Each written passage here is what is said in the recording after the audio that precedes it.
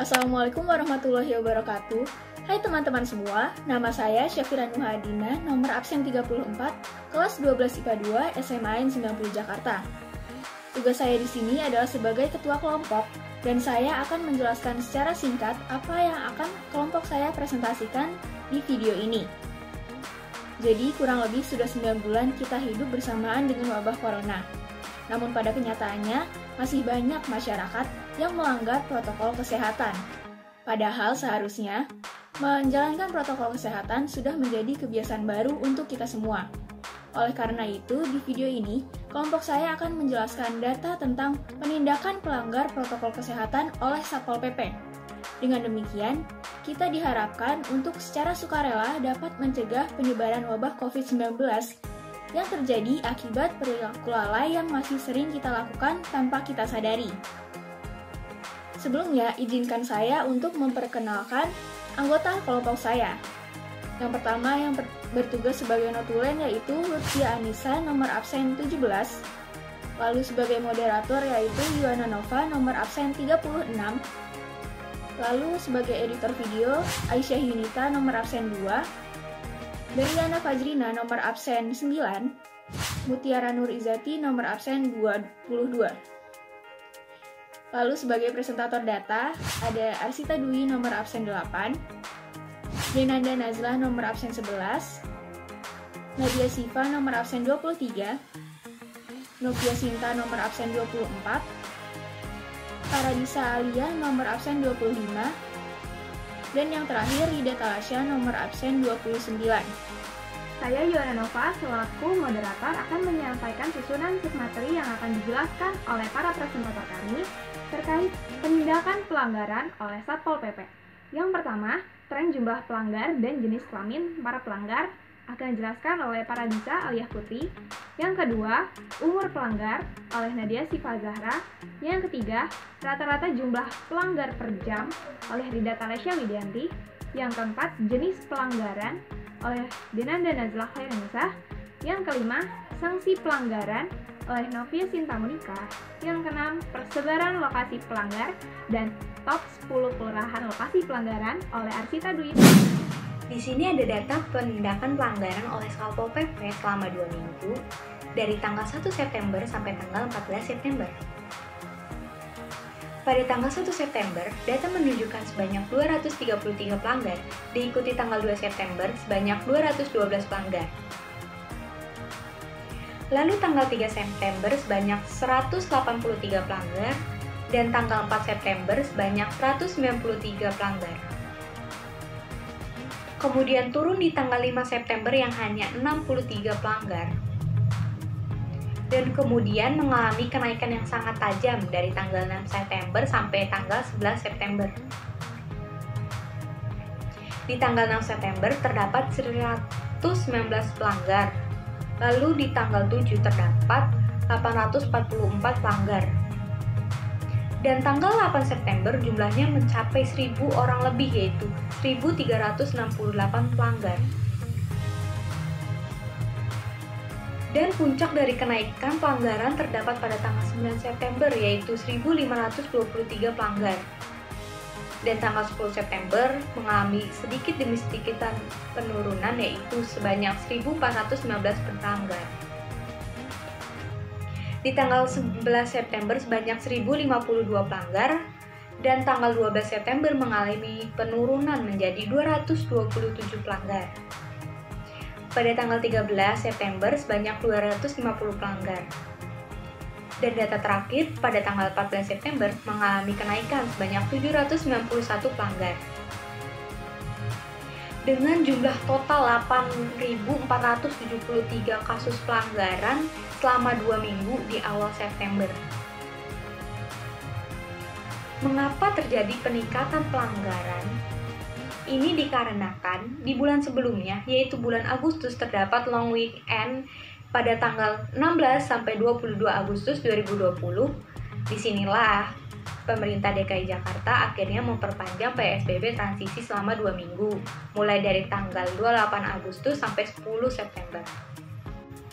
Kemudian di sini ada data grafik jenis kelamin pelanggar, yaitu 81,7% laki-laki dan 18,3% perempuan. Mengapa laki-laki lebih banyak melakukan pelanggaran dibanding perempuan? Hal ini didominasi alasan pekerjaan, tak lepas dari jumlah pekerja laki-laki yang memang lebih banyak. Dari data, Badan Pusat Statistik mencatat 79,1 juta pekerja laki-laki dari total 131 juta pekerja nasional pada bulan Februari 2020. Sementara jumlah pekerjaan perempuan mencapai 51,9 juta orang. Selain itu, BPS mencatat laki-laki lebih mengabaikan penerapan protokol kesehatan dibanding perempuan. Hanya 88,5% laki-laki yang rajin memakai masker, sedangkan 94,8% perempuan rutin memakai masker. Selanjutnya adalah data umur pelanggar. Kita dapat mengelompokkan umur mereka seperti diagram di samping, di mana mayoritas pelanggar berusia 21 sampai 30 tahun yang mencapai angka 31,1%. Di urutan kedua, pelanggar terbanyak berusia sekitar 31 sampai 40 tahun yang mencapai 19,4%. Di urutan ketiga, pelanggar terbanyak berusia sekitar 41 sampai 50 tahun yang mencapai 13,5%. Di urutan keempat, pelanggar berusia di bawah 10 tahun mencapai angka 10,15%. Lalu dilanjutkan pelanggar berusia 51 sampai 60 tahun dengan persentase 6,4% dan sisanya dilakukan oleh pelanggar berusia 60 tahun ke atas. Berdasarkan jumlah rata-rata pelanggar setiap jamnya, jam 12 malam itu rata-rata 11,25, jam 1 rata-rata 5, jam 4 rata-rata 3, jam 5 rata-ratanya 8, jam 6 rata-ratanya 4,83, jam 7 rata-ratanya 9,56, jam 8 rata-rata 18,45, jam 9 rata-rata 68,15, jam 10 rata-rata 61, jam 11 82,69, jam 12 rata-ratanya 88,85, jam 13 rata-rata 61,43, jam 14 rata-rata 50,79, jam 15 rata-rata 50,21, jam 16 rata-rata 50,77, jam 17 rata-rata 24,31, jam 18 rata-rata 24,2, jam 19 rata-ratanya 19,45, jam 20 rata-rata 12,09, jam 21 rata-ratanya 11,83, jam 22 rata-ratanya 22,6, dan jam 23 rata-ratanya 7,89. Dapat kita lihat dari data ini bahwa jumlah rata-rata pelanggar terbanyak itu ada di jam 12 siang, di mana rata-ratanya itu adalah 88,85. Berarti banyak sekali orang yang melanggar pada jam-jam segitu, dan jam 12 itu adalah jam-jam di mana aktivitas orang ada di puncaknya. Saya akan menjelaskan beberapa jenis pelanggaran yang sudah dilakukan oleh warga masyarakat DKI Jakarta dan ditindak oleh Satpol PP. Yang paling umum dan yang paling sering terjadi adalah tidak menggunakan masker. Kasusnya ditemukan hingga mencapai 8.375 kasus. Ini yang ditindak oleh Satpol PP. Yang nomor 2, ada tidak menggunakan masker dan tidak mengatur waktu kunjungan. Seperti yang kita tahu, untuk tempat-tempat umum atau fasilitas-fasilitas umum, waktu kunjungannya dibatasi oleh peraturan. Namun masih banyak juga warga masyarakat yang melanggar peraturan tersebut hingga ditindak oleh Satpol PP. Di urutan kedua, kasusnya ditemukan sebanyak 14 kasus. Di nomor 3, kita juga masih menemukan hal yang sama, yaitu tidak mengatur waktu kunjungan dan tidak menggunakan masker dengan jumlah kasus yang sama juga, yaitu 14 kasus. Di nomor 4, kita bisa menemukan pelanggaran, yaitu tidak menggunakan masker dan tidak menjaga jarak atau physical distancing antar orang. Hal ini ditemukan sebanyak 12 kasus. Selanjutnya, tidak mengatur kunjungan. Lagi-lagi, waktu kunjungan ke tempat-tempat umum seringkali dilanggar oleh para masyarakat. Ini ditemukan lagi sebanyak 8 kasus. Nomor 5, tidak menjaga jarak atau physical distancing antar orang dan juga tidak menemukan kasus. Hal yang sama juga ditemukan sebanyak 8 kasus. Setelah itu mengharuskan pengunjung berbagi alat makan dan alat minum, antara lain sisa dan menu sejenisnya, tidak menggunakan masker. Hal ini ditemukan sebanyak 3 kasus. Setelah itu, tidak membatasi jumlah pekerja atau pengunjung paling banyak 50% dari kapasitas tempat fasilitas umum. Tidak menggunakan masker sebanyak 2 kasus. Tidak menjaga jarak atau physical distancing antar orang ditemukan lagi sebanyak 2 kasus. Dan yang terakhir, tidak menggunakan masker, tidak melakukan pembersihan diri dan disinfeksi secara berkala di area atau fasilitas umum sebanyak 2 kasus. Jadi dapat kita simpulkan bahwa yang paling sering dan paling banyak ditemukan adalah pelanggaran untuk tidak mengenakan masker dan tidak menepati waktu kunjungan serta tidak menjaga social distancing atau physical distancing. Setelah itu baru disusul dengan jenis-jenis pelanggaran yang lainnya. Sekian dari saya, terima kasih. Selanjutnya adalah data sanksi pelanggaran. Seperti yang kita lihat pada gambar, di sana terdapat beberapa jenis sanksi yang didapat apabila melakukan pelanggaran. Dari tabel di samping, kita dapat melihat total pelanggar berjumlah 8.472 orang, di mana mayoritas pelanggar paling banyak mendapat sanksi kerja sosial yaitu berjumlah 7.655 orang tanpa dikenakan denda. Kerja sosial yang dimaksud di sini dapat berupa membersihkan sarana fasilitas umum dengan menggunakan laundry atau sejenisnya. Sanksi pelanggaran paling banyak kedua yaitu denda administrasi sejumlah 83.736.850. Terdapat 652 orang yang melakukan sanksi tersebut. Dari sanksi tersebut terkumpul dana sebesar 54 miliar rupiah. Selanjutnya yang ketiga, ada sanksi kerja sosial beserta teguran tertulis dengan jumlah pelanggar 90 orang dan tidak dikenakan denda. Yang keempat adalah sanksi teguran tertulis ditambah kerja sosial dengan jumlah pelanggar 23 orang. Selanjutnya yang kelima ada nol yang berarti tidak diberikan sanksi ataupun denda dengan jumlah pelanggar 22 orang. Berikutnya yang keenam adalah sanksi teguran tertulis yang tidak dikenakan denda dengan jumlah pelanggar 21 orang.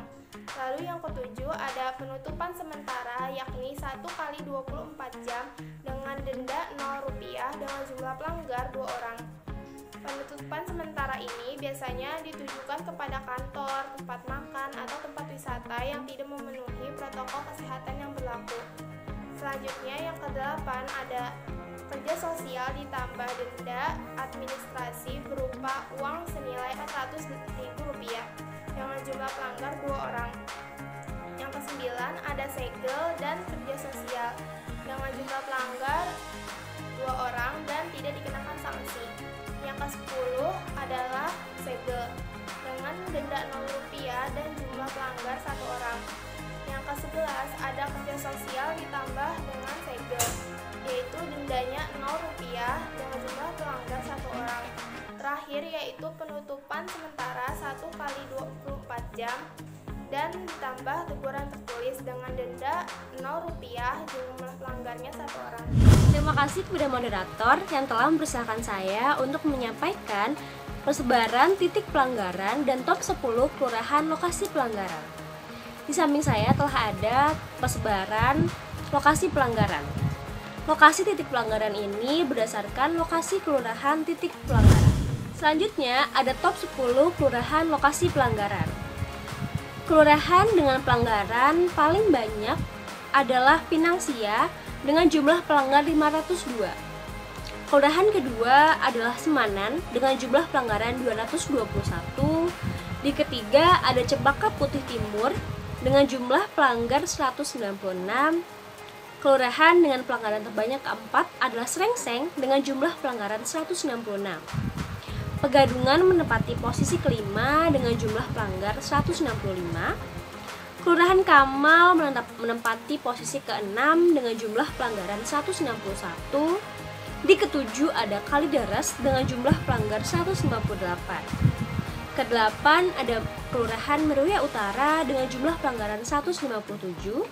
ke-9 ada Pondok Ranggon dengan jumlah pelanggar 151, dan yang terakhir atau kelurahan ke-10 adalah Kelurahan Kebon Jeruk dengan jumlah pelanggar 138.